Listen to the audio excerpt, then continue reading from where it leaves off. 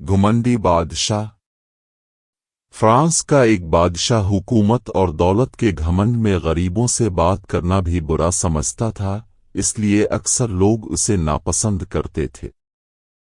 एक दिन ये शिकार की तलाश में इतनी दूर निकल गया कि नौकर चाकर सब पीछे रह गए और बादशाह अकेला रह गया।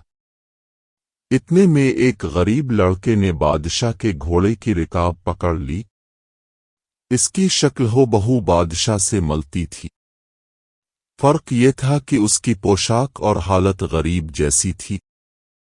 उसने बादशाह से कहा कि मैं 3 दिन से भूखा प्यासा चला आ रहा हूं, मगर कोई मेरी फरियाद नहीं सुनता। बादशाह ने गरीब को मैले कुचैले कपड़ों में देखकर ये कहते हुए आगे बढ़ गया कि मैं जलील आदमियों से बात नहीं करता।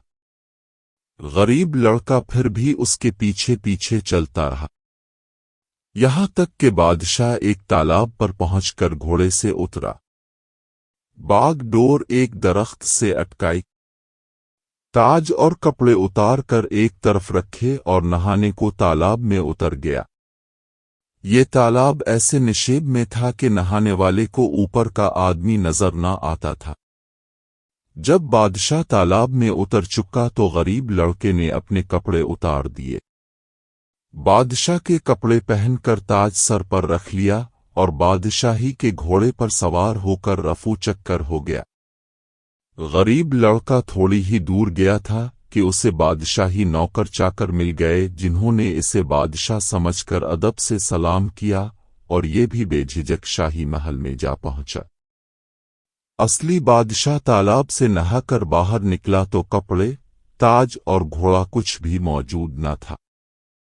बहुत घबराया, मगर अब क्या हो सकता था। गरीब लड़के के मैले कपड़े पहने और कई दिन तक फाके करने और भटकने के बाद शहर पहुंचा, मगर अब उसकी ये हालत हुई कि जिससे बात करता कोई मुंह न लगाता, और जब ये कहता कि मैं तुम्हारा बादशाह हूं तो लोग इसे पागल समझकर हंस देते।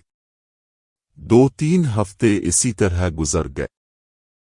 जब इस पागल का किस्सा बादशाह की मां ने सुना तो उसे बलवा कर उसका पैदाइशी निशान देखा, फिर उसकी सच्चाई की तस्दीक की।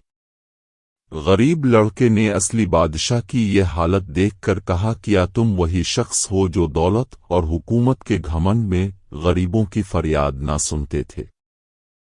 इसी की सजा देने को मैंने ये सब किया था। अगर तुम वो घमंड छोड़कर रहम व इंसाफ का इकरार करो तो मैं तुम्हारा ताज व तख्त वापस करने को तैयार हूं, वरना अभी कत्ल का हुक्म भी दे सकता हूं।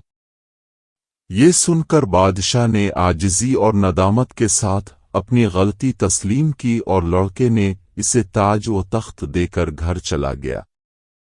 जिसके बाद बादशाह ने अपनी आदतों की इस्लाह कर ली और चंद ही दिनों में नेक नाम मशहूर हो गया।